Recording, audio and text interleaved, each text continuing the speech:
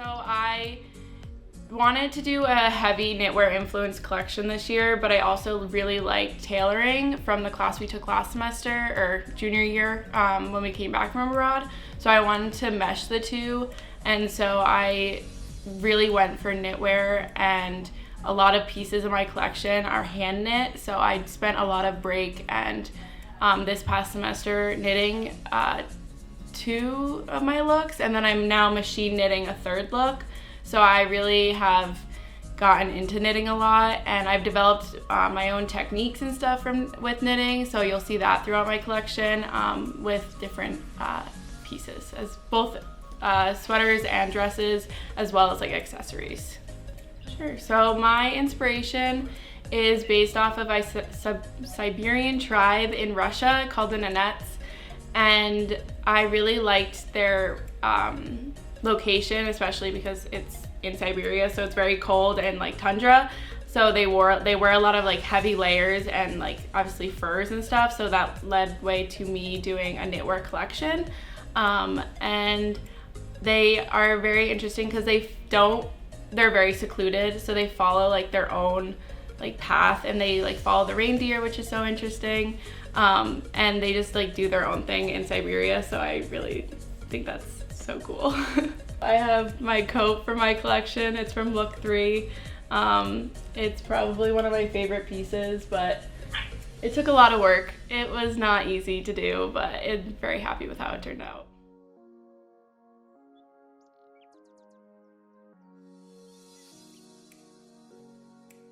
My inspiration it dates back to traditional Scottish attire, and how they used a lot of different plaids, not only as traditional wear, but to signify different clans within Scotland, and they still do it today. There's like a whole list of all the different tartans, as they're called, that signify each of the clans. And when I read about this, I thought it was so interesting because to me, we see plaid, everyone wears plaid, like it's so universal and like it's so mainstream, but it wasn't always that way. So I kind of took that concept and I wanted to modernize like the idea of like traditional Scottish clothing, and also within the idea of creating my own plaids and what plaid means to me. So mixing and matching plaids, creating my own plaids, as well as the idea of including like specific hardware like buckles or like leather detailing that was also included within like the traditional Scottish attire. Also, like my inspiration kind of branches off into Vivienne Westwood's Buffalo Girls collection, because she did like a whole collection. It wasn't necessarily plaid, but it was very layered, like it had a lot of layering, and there's a lot of texture, and there was a lot of movement between silhouette, and I just really wanted to kind of mimic that type of style within my collection as well, because my collection is fall winter, so I wanted it to be very like layering, just have like a lot of pieces and be like very cohesive within each other.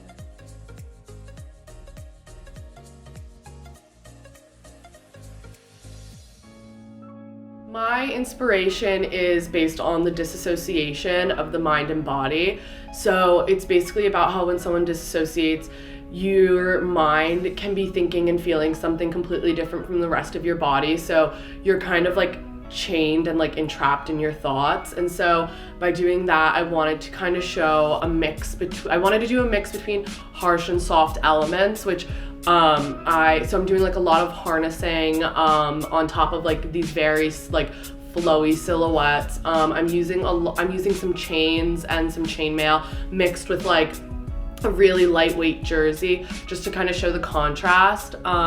So it's like I said, and like these 2 garments like next to me, both of them are gonna have like these really intense leather and metal details to them. So it's a lot about just like how you can feel 2 completely different things at the same time, and they can just be completely contrasting ideas.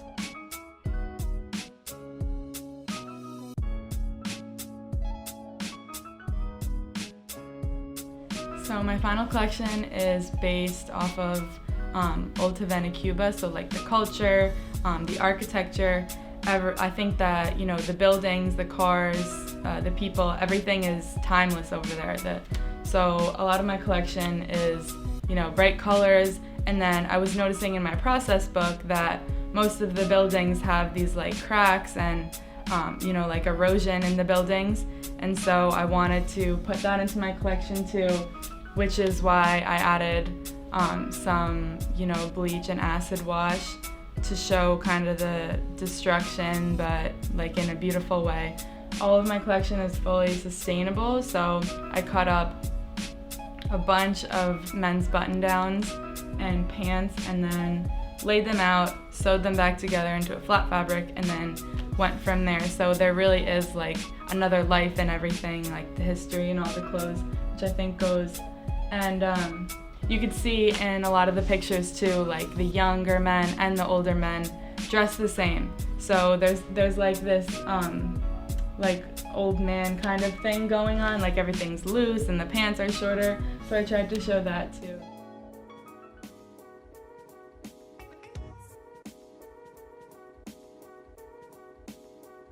In the beginning of this collection, it was personal, with it being inspired by Elvis Presley, because I grew up listening to him. I grew up admiring his outfits, whether it was the studded jumpsuits or the capes and the glitz and glam of it all. And it got more personal this past semester, second semester, because one of my cousins passed away, CJ, and we're a very close family, so that one definitely hit home. And that, I would say, fueled me that just intensified my collection from that point on. And so I wanted to pay tribute to not only Elvis's life, but also dedicate some of the pieces of this collection to my cousin. I would say that to describe my collection, it would be very sophisticated, but with a touch of edginess. Here is my look 1. I have also a handmade paisley print that I've included in my collection that's going to be in my look 2 jumpsuit. And for my look 3, I have a knit dress with a long overcoat, so a long coat that goes down to the ankles. And what's cool about that coat is that it can detach at the waist, so it can come down to a cropped jacket. So I liked the double use of that, whether it could be like daytime to nighttime,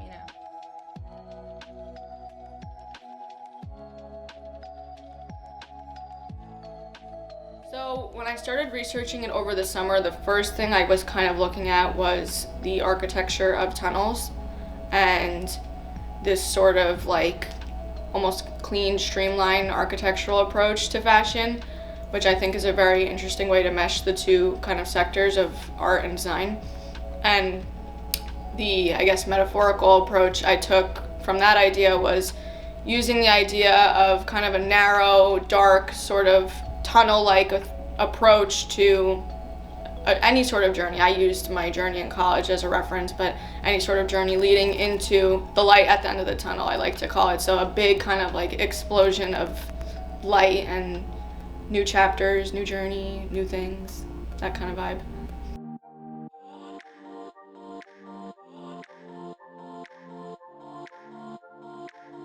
Definitely. So I remember when over the summer we were trying to figure out, nail down the inspiration so that I could come in with a concept.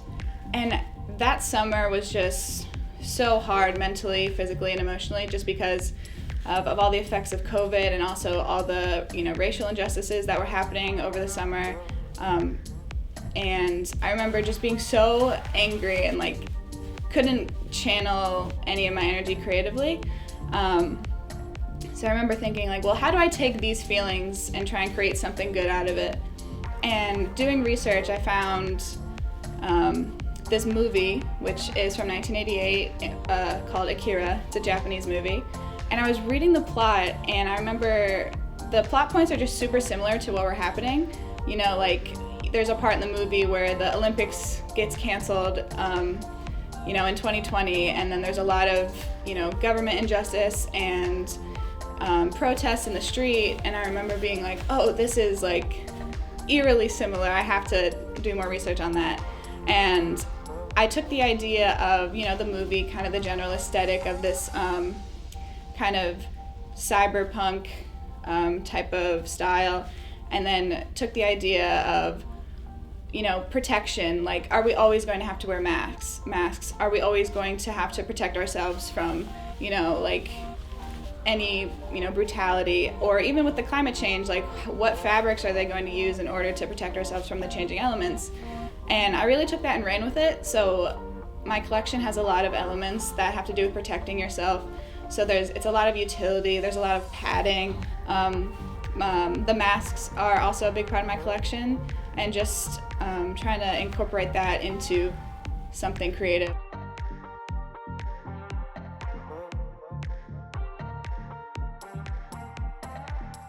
Sure, so my collection is inspired by the Venetian Carnival Masquerade Ball. So I studied abroad and I visited Venice, and when I was there I stumbled across this small mask shop that had these extravagant and elaborate carnival masks. And I was just so intrigued and inspired by the craftsmanship from these local artisans. So I decided to do some research, and over the summer I really tried to look for a way to make these very costumey attires into a modern day collection. So everything from the luxe fabrics to the Swarovski crystal beadings that I do all represents this time in the Venetian culture. Sure, so this dress is really representative of the Rococo era in a lot of what it encompasses with the pleats and just the brocade fabric, since the brocade was just used throughout that time period in all women's dresses, even in some men's clothing. So I really wanted to try to encompass that entire time in history, but modernize it. And so I used colorful fabric, and I even put underneath this sheer brocade a pink fabric to try and make it a double type of effect and modernize it.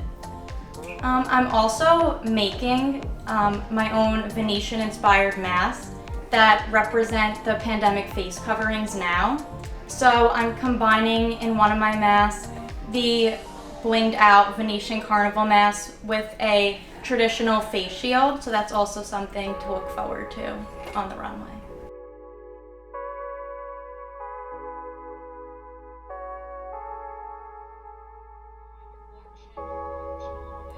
Yeah, so as I kind of said before, it all really started when I was interning. So I just remember like one day we were working on like cutting some fabric, and it was basically me and the designer most of the time, and we would just kind of talk about different things, the areas, because you know, we were from 2 different places, so it was always interesting to just talk. And she told me a little bit about the area itself and how, you know, when she originally opened her shop there, it was pretty much just a huge like creative hub, and you know, the whole street was just filled with different designers, artists, and it was just a very open place. Like they would, you know, like leave their shop doors open and they would all hang out and they would like listen to music, and it would kind of be just like a really like free-spirited, liberating kind of like vibe. So that was kind of, has more to do with the vibe, I guess, overall that I'm going with, and that was kind of like the little story behind it. And then more in the literal sense, the whole area is just filled with graffiti. Whenever I'd walk around there, I had about a 15-minute walk to the shop every day, so I just look all over at all the graffiti, and my manipulations are mainly inspired by like that tattered look of the walls and like all of like the color, and that's just really what I'm trying to capture in my collection, and having a lot of different elements, a lot of manipulations, and just like a lot going on, because that's overall like the sense of the area. It's just having a lot and just like layers of things, and yeah.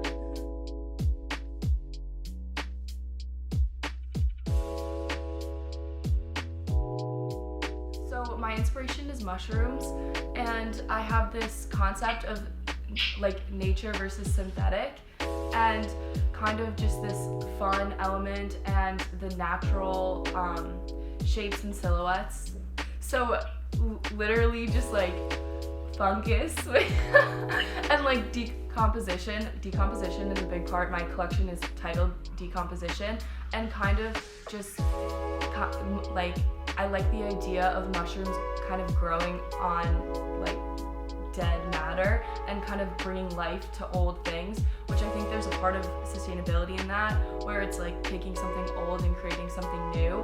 And also, like, I have this idea of mushrooms are in very like kind of crazy colors that you don't usually see in nature. So I have this idea of like nature versus synthetic in the sense of color, and I also am doing it in material, and how like you can combine the two basically.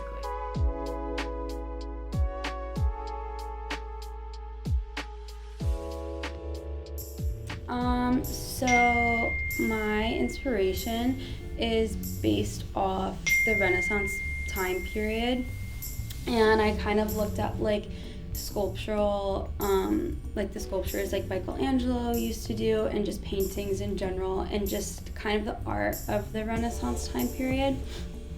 And I just saw like how they idolized the body and how important like its natural state was.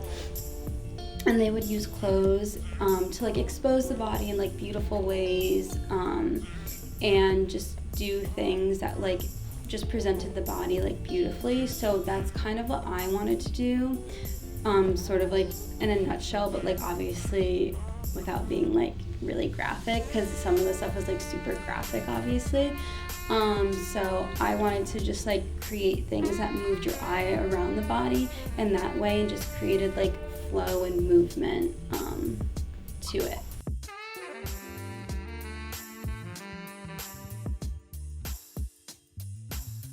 Yeah, so I was inspired by the famous author Hans Christian Andersen, and he's very famous for writing fairy tales. A lot of them you may know, like The Little Mermaid, The Ugly Duckling, The Emperor's New Clothes. So this collection is kind of focused on his life during the 1800s, and then also his career as an author with all these different fairy tales. So the silhouettes for the collection focus on like a modern take on 1800s silhouettes, and then I'm incorporating a lot of the characters from the fairy tales through embroidery. So as you can see on this shirt, there's some frogs. That's from the fairy tale Thumbelina. So each one of my looks is based on a different fairy tale. So one's Thumbelina, one's the Ugly Duckling, and then one's the Little Mermaid. So I incorporate embroideries of characters from those fairy tales within the garments. From me, definitely a lot of whimsical styles, colorful embroideries like I mentioned before, and just a very fun and joyful collection, which I hope will make people happy when they look at it.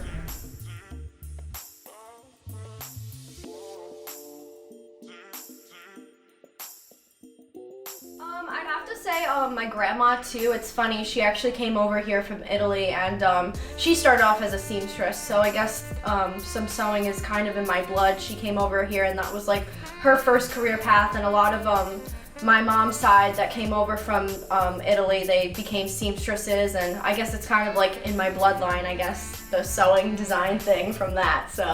So basically for my senior capstone presentation, I was really inspired by surfing, and just like the rapid motions and the quick motions that surfers make in the water, and specifically to the garments they wear in the water, such as the wetsuits. I was really inspired by the different paneling and all the lines in the wetsuit, and I was basically just inspired by like the excitement that goes with surfing. Cool. Yeah. Do you surf yourself? No, I don't actually. It's funny, everybody's like, you should probably learn after this, so I'm like, maybe I'll take a surfing lesson this summer, I don't know.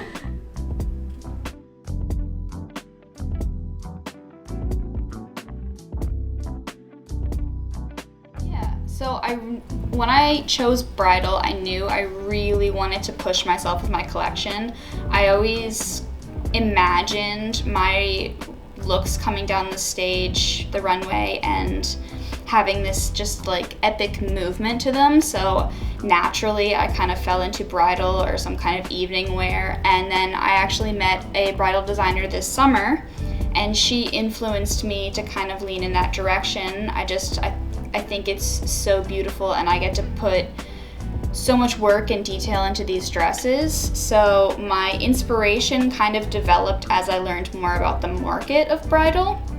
It was initially, I was working with laces and discovering how they would come together and just learning about the materials, and then I kind of fell upon florals, which led me into my collection now is based on the story of Ophelia. I wanted to say that I am doing something that I've kind of coined as sportswear bridal. It's going to have pieces that are tops and skirts, and I have one dress that's completely sheer that can be paired with something else, and I'll have pants, and I want the bride to be able to make her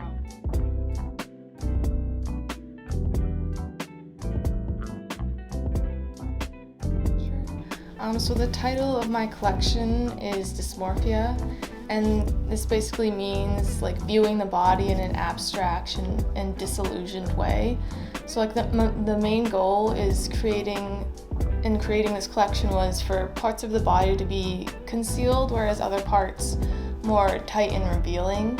So I was inspired by optical illusions and the way they confuse your perception of something. So I also wanted to create like confusion within my collection, with parts of like the garments exploding from the body or just like drooping off the body, as well as like the print that I made is sort of like based off an optical illusion, so it also like confuses your perception. And I also wanted to show like the juxtaposition between like revealing and concealing with different fabrics like organza and wool. And then something that is like pretty unique about my collection is that I use a bunch of different manipulations in order to achieve a more abstract garment. So I use things like subtraction cutting and slash and spread just to add like fullness and everything. And then I also created my own sleeve, so stuff like that really makes an interesting collection. So what can we expect to see at the 35th Silver Needle Runway from you? Some interesting abstract garments. A little bit different than everyone else.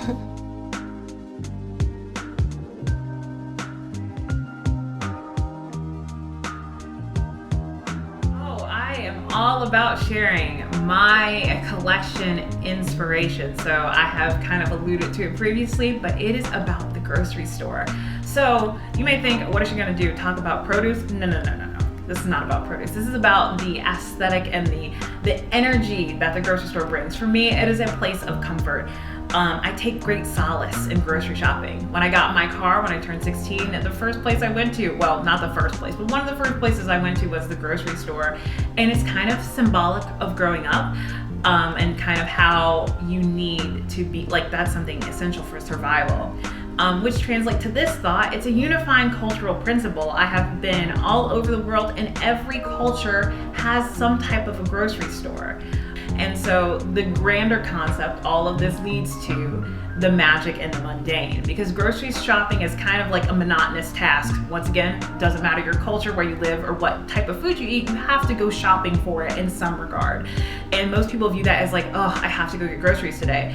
But I decided to take the outlook like, oh my gosh, I'm so excited. I get to go get groceries today. Like, it's a magical experience. You get to make a choice for yourself. You get to kind of exercise your creativity in what you decide to eat.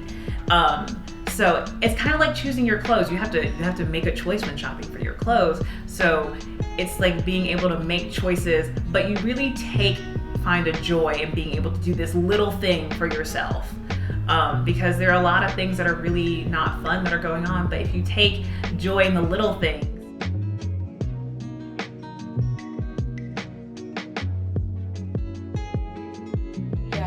So the inspiration behind my collection is Puerto Rican culture, specifically bomba y plena.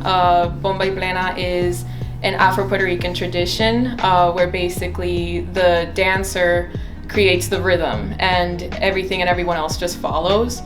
And this originated during the Spanish colonial period of Puerto Rico, and in the 16th century. This is the way that like the enslaved Africans would find a form of expression during those times, and they used the dance as a form of resistance and protest due to the conditions they were living in, of course.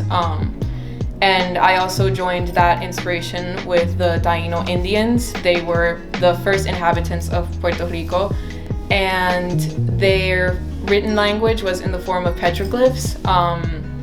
They're these symbols that they would like carve in stone or in caves and stuff, and they each represented something different. So in my collection, you're gonna be seeing like the sun symbol mostly, like in these pants. And I chose to really do hands-on work on them, like hand painting, because I feel like it sort of reflects, you know, the way that they would make these symbols themselves. So those are my two biggest inspirations for the collection.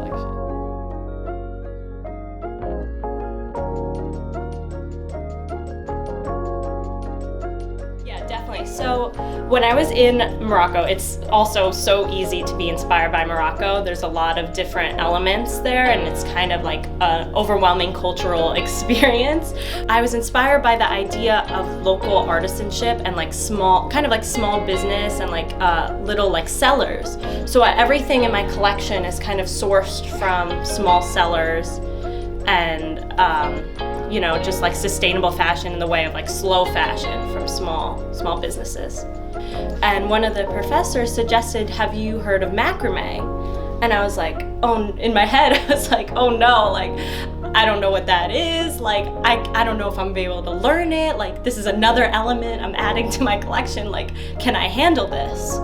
So then it was that long Christmas break, and I started to research macrame, and I like began like becoming fully immersed in it, and I saw a tutorial on how to do it, and I made the clutch bag. It was actually like this one, and I just posted it on my Instagram story, like, because I thought it was cool, like thinking nothing of it. And then I got like 10 DMs from all different girls, and they were like, I want to buy one. And I was like, I never thought of selling them at all. And I was like, okay. And I was like, okay, maybe in the summer, like I'll do it, because like I'm a little bit stressed. And then I was like, well, these are like a spring summer bag, so it's gonna be too late. So I just like did it, and I was like, if I get any orders, I get any orders, like it's just a hobby. And then it kind of like, not blew up, but I got a few orders, so it's kind of like a side hustle hobby. So it's just been a lot of fun, but that's basically how it started.